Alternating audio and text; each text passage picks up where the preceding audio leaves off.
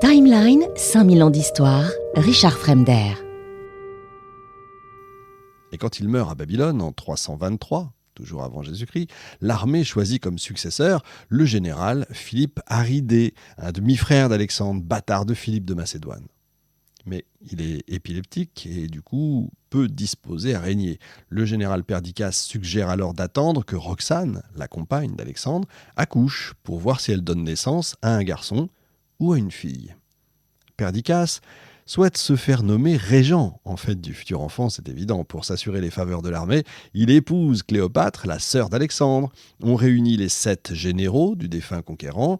L'un d'eux, Méléagre, s'oppose à la montée sur le trône de l'éventuel fils d'Alexandre. On décide de partager l'empire entre les 7 prétendants.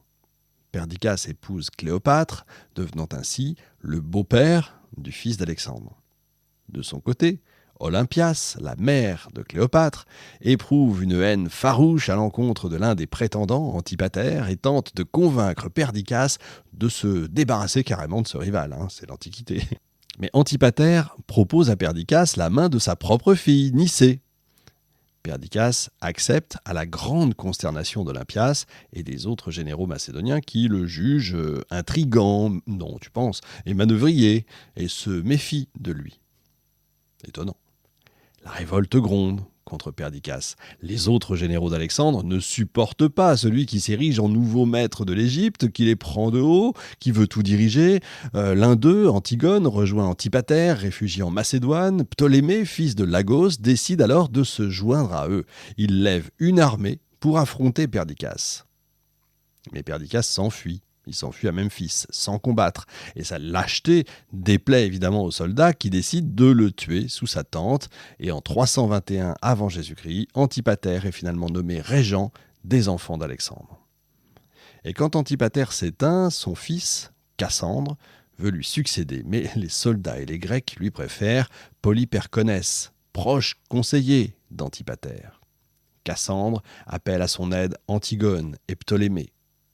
Olympias, qui veut protéger son petit-fils, Alexandre, remplace Antigone du parti de Cassandre par Eumène.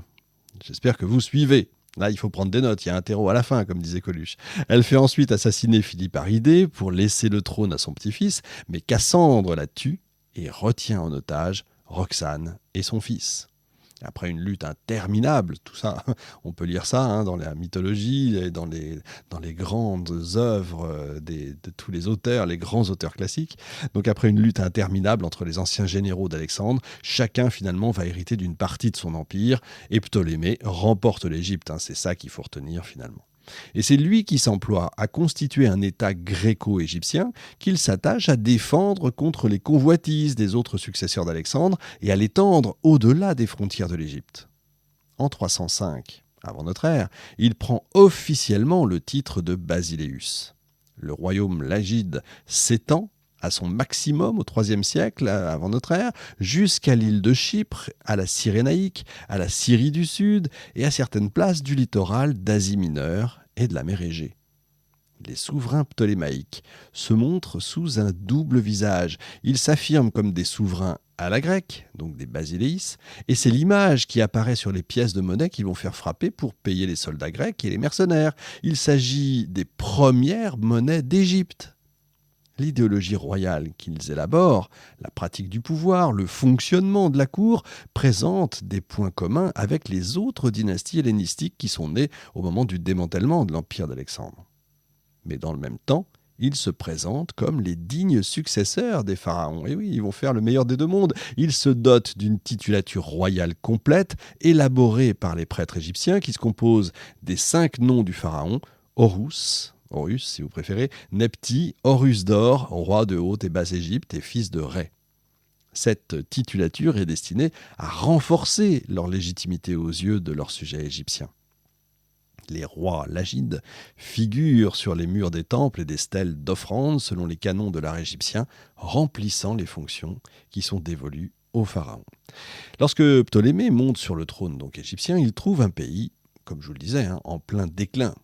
Cléomène, le banquier chargé par Alexandre de prélever les tribus en Égypte, a multiplié les injustices, a multiplié les fraudes.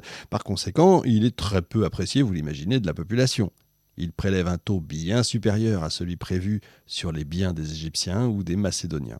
En plus, il accumule les impôts, il pille carrément les trésors des temples, il confisque une grande partie des récoltes, limite les soldes des soldats et se soucie comme d'une guigne des plaintes des riches égyptiens ou des officiers, donc vous imaginez le personnage.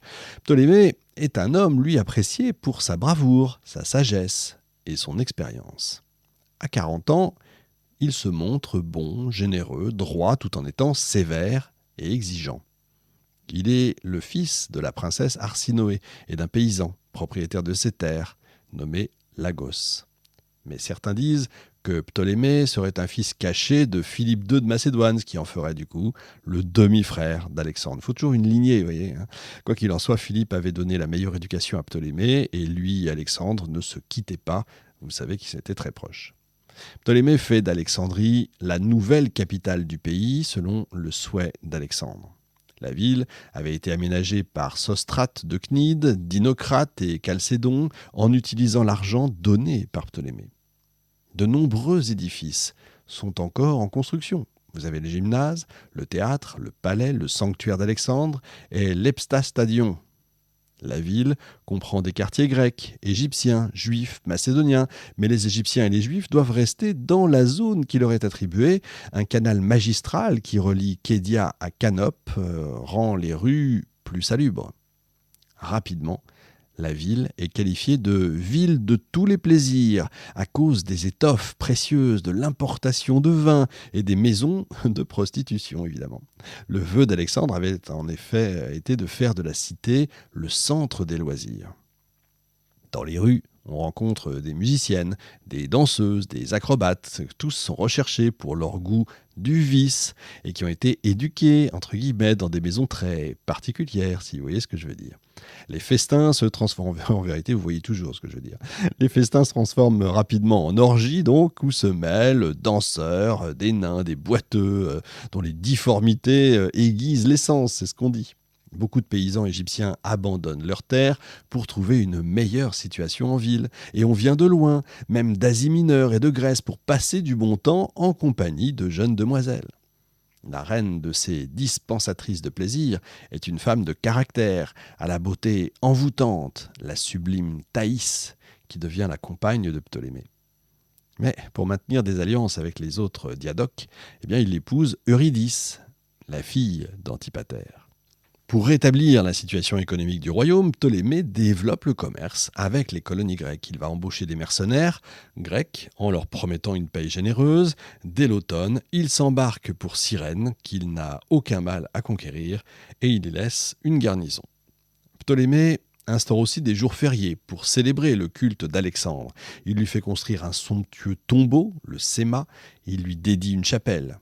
Il fait rapatrier la dépouille du conquérant, inhumé à Babylone, la dépose en personne dans son tombeau où on sait qu'il va y rester jusqu'au IIIe siècle.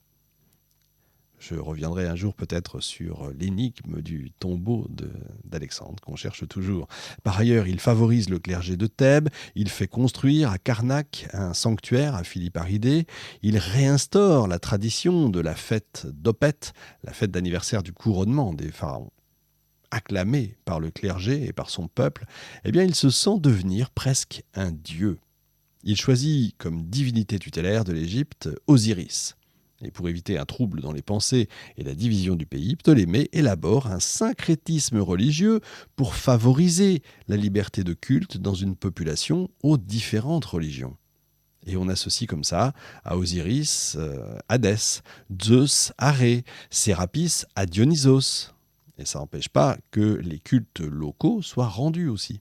Et pour relancer l'économie, on fait frapper monnaie. Alexandre y est représenté, vêtu d'une peau de bête, puis Ptolémée lui-même. On découvre ses pièces en Asie mineure, à Chypre, en Cyrénaïque. La qualité des monnaies, on le sait, est sans défaut. Ça permet de respecter le poids de l'étalon or et argent en cours dans les pays voisins. Timeline, 5000 ans d'histoire, Richard Fremder.